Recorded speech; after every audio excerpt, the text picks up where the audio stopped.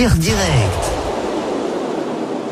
On parle sans embâche, sans langue de bois.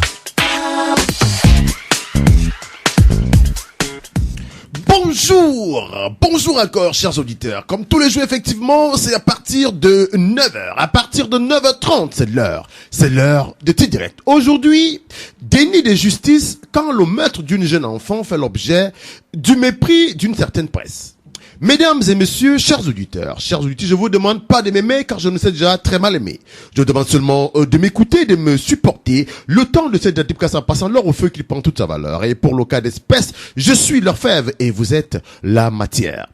Le 29 septembre dernier, dans la banlieue paisible de Tamesna, une bourgade au sud de Rabat, il est sensiblement entre 15h et 15h30. Par là, des enfants d'origine congolaise et camerounaise jouent au 3e niveau des escaliers d'un immeuble au quartier Nour à Tamesna. Subitement, comme sortant de l'enfer, une femme de 39 ans apparaît rugissant tel un diable, crie sur les enfants qui détalent en descendant les escaliers. La petite Hope, 2 ans et demi seulement, ne pourra pas courir assez vite que ses aînés. Elle sera happée par la dame, elle-même mère de 2 enfants et enceinte d'un 3e. Ayant capturé la petite Hope, elle la kidnappera, la conduira dans son domicile où se trouve son mari, qui lui, il faut le rappeler, est un vendeur de friandises au bas de l'immeuble qu'ils partagent tous. En effet, l'après-midi du 28 septembre, c'est-à-dire la veille, il s'est rendu auprès de la grand-mère des enfants pour adresser une plainte disant que les enfants et les petits-enfants de cette dernière s'amusent autour de son comptoir mobile, exposant sa marchandise à la destruction. Le mobile est donc établi. Désormais, on comprend pourquoi la petite Hope est entre les mains de la diablesse. Elle va être torturée. En l'occurrence, elle se verra la tête transpercée par la nuque de 2 trous par lesquels elle perdra de son sang, probablement un objet contondant, des ciseaux. Car, comme métier, la dame sans cœur est une couturière de profession.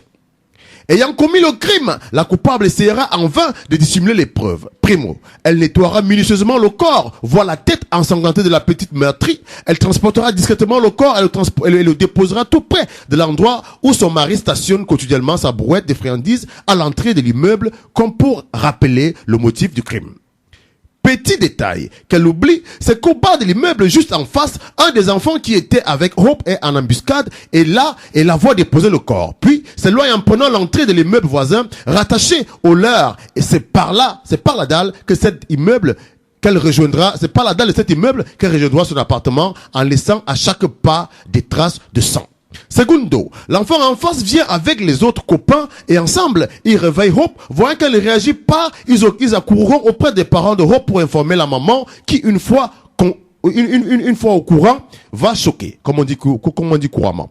Tertio, alors que tout le monde crie au crime, le mari de la vipère viendra à passer devant l'appartement des parents affligés, sans mot dire, habillé d'un boubou beige, tenant à sa main un sachet, s'éloignera de l'immeuble et reviendra quelque temps après, habillé d'un pantalon jean et d'un haut. À l'occidental, pour le moment, il s'est débarrassé de l'arme du crime.